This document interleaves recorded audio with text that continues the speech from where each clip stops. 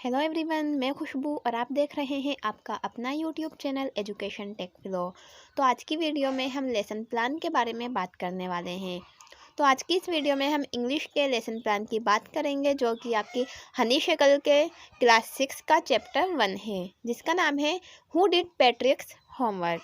तो इसी lesson plan के हम बारे में बात करने वाले हैं। सबसे पहले आप फॉर्मेट देख लीजिए कि स्टार्टिंग में जब आप लेसन प्लान की स्टार्टिंग करते हैं तो आपको class, subject, topic, date, period, duration, ये 6 एंट्री बेसिक हैं जो आपको सभी लेसन प्लान में करनी होंगी।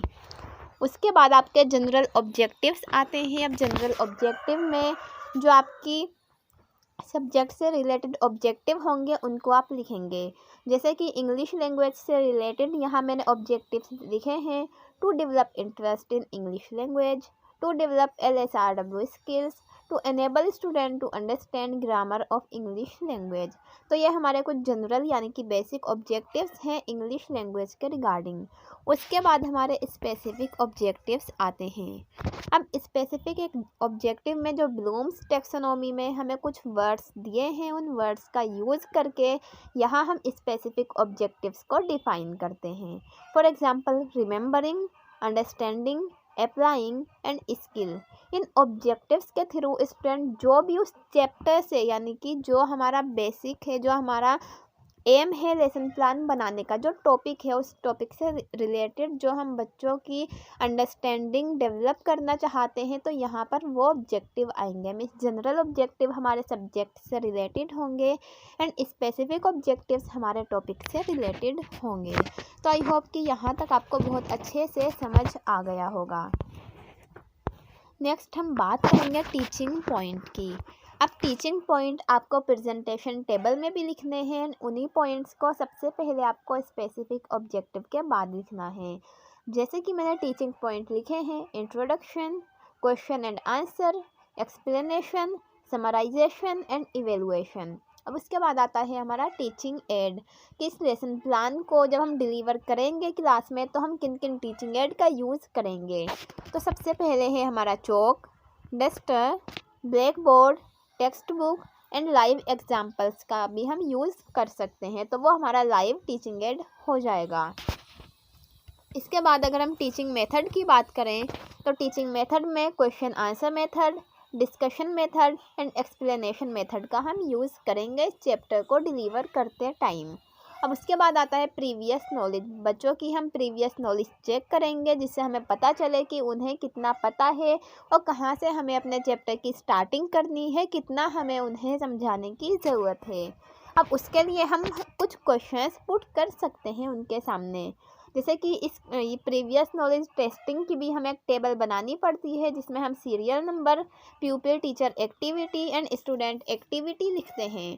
यहाँ पर हम प्यूपिल टीचर क्वेश्चन आंसर भी लिख सकते हैं एंड स्टूडेंट क्वेश्चन आंसर भी लिख सकते हैं। जैसे कि मैंने फर्स्ट क्वेश्चन स्टूडेंट्स से पूछा है, डू यू गेट होमवर्क, तो स्टूडेंट्स सभी यस बोलेंगे, क्योंकि होमवर्क स्कूल में सभी बच्चों को दिया जाता है।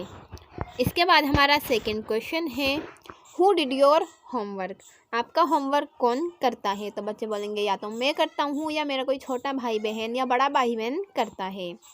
उसके बाद third question, do you like to do homework, क्या बच्चों को होमवर्क करना पसंद है, तो कुछ आंसर हमें यस में मिलेंगे एंड कुछ आंसर हमें नो में मिलेंगे। इसके बाद फोर्थ क्वेश्चन है, होमवर्क इज़ बोरिंग और इंटरेस्टिंग, तो बच्चों का मिक्सअप आंसर होगा बोरिंग भी और इंटरेस्टिंग भी। एंड फिफ्थ जो हमारा क्वेश्चन है, do you do it self और गेट हेल्प, तो आप होमवर्क करने में किसी की हेल्प लेते हैं या खुद करते हैं, तो इसमें भी बच्चों के मिक्सअप आंसर होंगे। उसके बाद हम अपने टॉपिक की अनाउंसमेंट करेंगे कि today we are going to study about who did Patrick's homework. तो इस तरह से हम अपने टॉपिक की स्टार्टिंग करेंगे एंड अपने टॉपिक का अनाउंसमेंट कर देंगे। इसके बाद हमारा मेन पार्ट शुरू होगा, जो कि है प्रेजेंटेशन। जो हमारा ऑल ओवर टॉपिक है यानी कि जो चैप्टर है उसको किस तरह से हमें स्टूडेंट्स के सामने प्रेजेंट करना है, तो उसके लिए एक बड़ी सी टेबल हमें लेसन प्लान में बनानी पड़ती है, जिसमें टोटल 7 कॉलम्स होते हैं। फर्स्ट हमारा serial number, second teaching point, third instructional objectives, fourth प्यूपिल teacher activity, fifth students activity, black board work and teaching add and evaluation.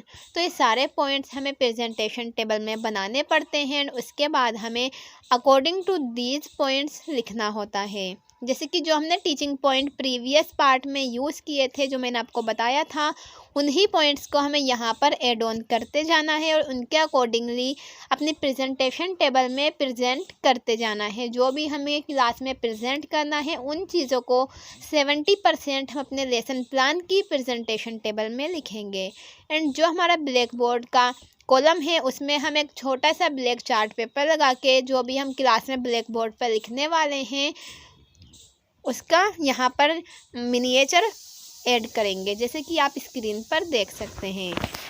तो इस टेबल को आप अच्छे से पढ़ सकते हैं, बहुत इजी है बनाना, आपको बहुत अच्छे से समझ आएगा।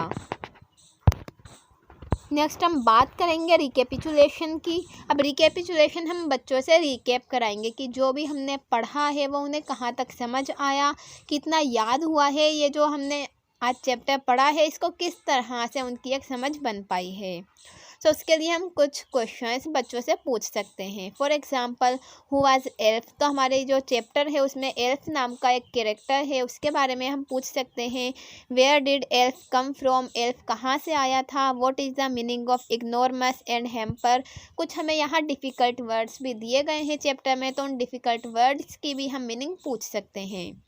उसके बाद हम होमवर्क। अब बेसिकली हमारा चैप्टर जो है होमवर्क पे डिपेंड है, होमवर्क इसकी बेसिक थीम है, तो हमें होमवर्क भी देना ज़रूरी है। तो हम बच्चों को इस तरह का होमवर्क देंगे जो उनके लिए इंटरेस्टिंग हो, कुछ क्रिएटिव हो, यानी कि उन्हें बोरिंग लगे। तो होमवर्क हमें इस टाइप का देना है, क्योंकि इस पूरे चैप्टर में हमने होमवर्क के बारे में बात की है कि पैट्रिक को होमवर्क करना सबसे बुरा लगता था, वो होमवर्क नहीं करना चाहता था, बाकी उसे कुछ भी काम करवा लो। तो बच्चों को ऐसा फील नहीं होना चाहिए, उसके लिए हमें कुछ नई नई क्रिएटिव आइडियाज़ ढूंढने चाहिए कि बच्चों को होमवर्क बोरिंग फील ना कराए। तो जैसे कि यहाँ पर हमने होमवर्क दिया है, read the lesson once again. हमने एक बार लेसन पढ़ा दिया क्लास में बच्चों को, उनसे बोलेंगे कि आप खुद रीडिंग करना घर पे, एंड उसके बाद जो नए वर्ड्स हैं उन न्यू वर्ड्स आपने याद किए हैं उस चैप्टर से, उसके कुछ सेंटेंसेस बनाओ, सेंटेंस में उनको यूज़ करो, एंड जो डिफ़िकल्ट वर्ड्स हैं उनको ढूंढकर नेक्स्ट डे पूछो। तो इस तरह से कुछ क्रिएटिविटी हो गई, बच्चों को इंटरेस्ट आएगा, जैसे कि वो न्यू सेंटेंसेस बनाएंगे, तो इससे जो उनकी अंडरस्टैंडिंग स्किल है और जो उनका क्रिएटिव माइंड है वो सब डेवलप होगा। तो बच्चों को काफ़ी ज़्यादा हेल्प मिलेगी अपनी टीचिंग, अपनी लर्निंग को इन्हेंस करने में।